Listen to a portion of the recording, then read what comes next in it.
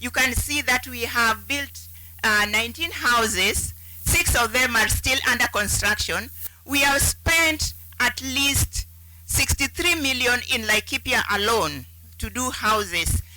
Here in Kandutura, we have spent at least 30 million to do houses here. And that one we have done with the support of our donors and our partners and the county government and the committees that we work with in the village here.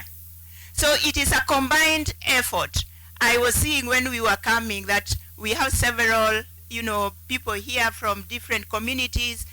The Kikuyus who are singing in Kikuyu, the Turkanas who are singing in Turkana, Samburus. But in the long run, at Habitat for Humanity, we believe in a nation where everybody has a decent place to live. We believe in that equality, whether you come from Turkana, whether you come from Luo land, or you come from Kikuyu, we believe in that equality and we serve everybody equally. It is true that security of tenure is very important for low-income households, and land is a factor, and maybe the only asset that, these people have. If you look at the land and the houses that we have built, that could be the biggest asset that this community have.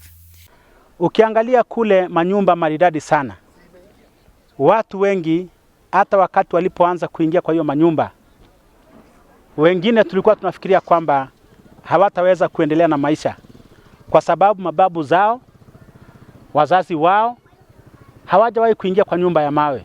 Lakini kwa sababu ya msaada ya Habitat for Humanity, kwa kweli kabisa wale walikuwa chini kabisa kimaisha, watoto mayatima, wazee waliweza kufaidika na wako na manyumba. Mimi nimesaidiwa, nimepata nyumba.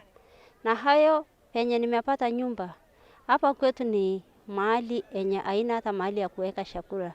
Yenye tumenyesha, lokas imekuja, Marura tulikuwa tunakimbilia kufanya naye kibarua.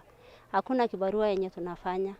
Sasa yenye sisi tunakula sasa ni hiyo yenye Habitat wanatupea. Tunashukuru sana, hatulali njaa, watoto wanakula. Na watoto sasa wako nyumbani, vile corona imekuja.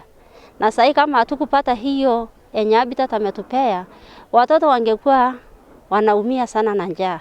Lakini tunashukuru sana juu ukipata hiyo, unapangia watoto yako wapate kenye watakula hiyo masiku ingine. Hakika Habitat wametusaidia sana.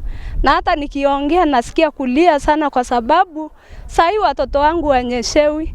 Watoto wangu wanakaa kwa nyumba mzuri. Sisi mahali tuko sasa tunatoshana na wafalme wale wako na kazi.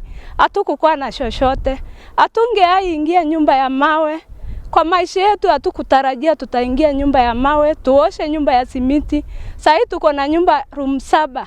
Watoto wangu vijana wanalala kando, wasichana wanalala kando, na mimi ninalala kando. Sasa sina shida kwa sababu ya nyumba. Hapo mbeleni nilikuwa naishi nyumba inaanguka matope inatuangukia. Maji kikuja inaingia ndani, lakini kwa sasa mimi ninashukuru Mungu sana.